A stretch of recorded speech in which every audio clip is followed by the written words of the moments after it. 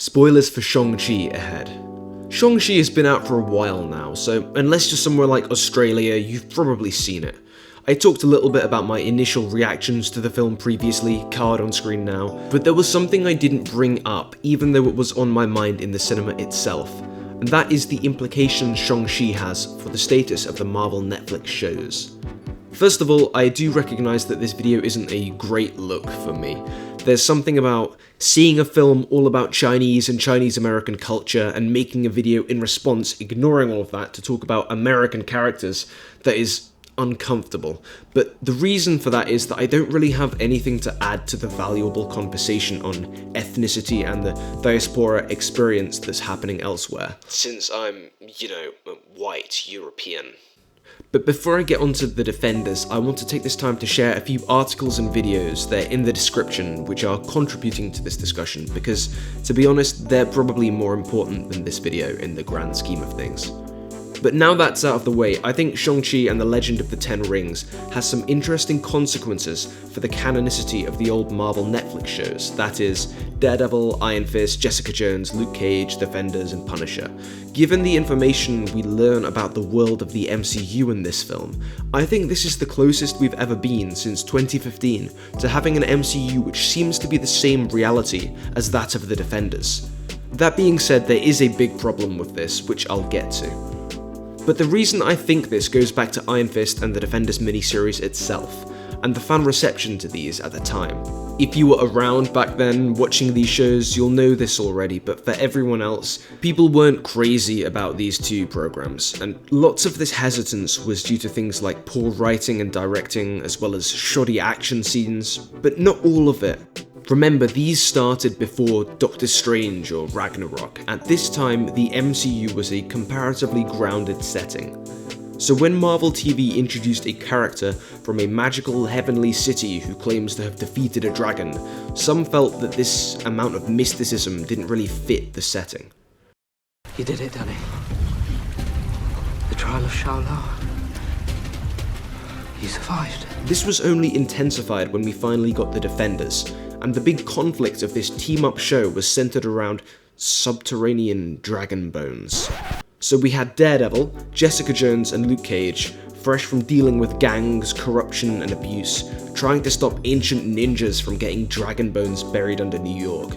Many felt like this was jumping the shark, stretching the limits of suspension of disbelief. This then fueled the argument some were making that the Marvel Netflix world was not canon to the MCU films.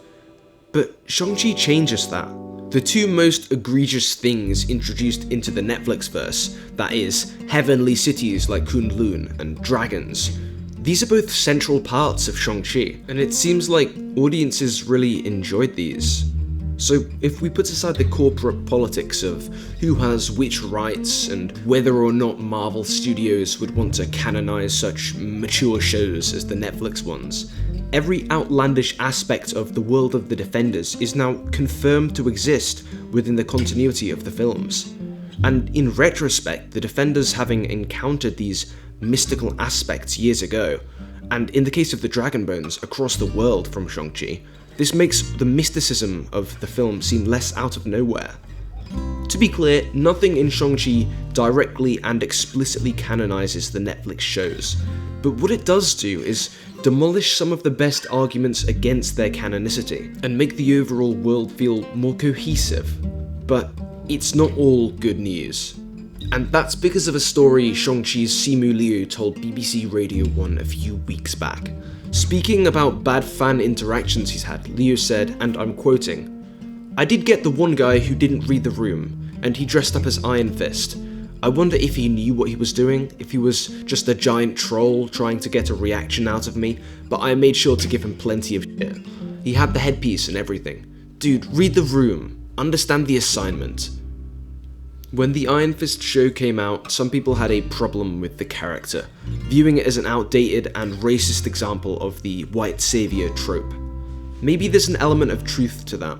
Undoubtedly, the character's comic book past has had some dicey stuff in it that wouldn't fly these days, for good reason. Personally, while I don't think the character is inherently problematic, I understand that people of an Asian heritage might feel differently, especially when the character isn't handled particularly well with regard to these dynamics of Orientalism.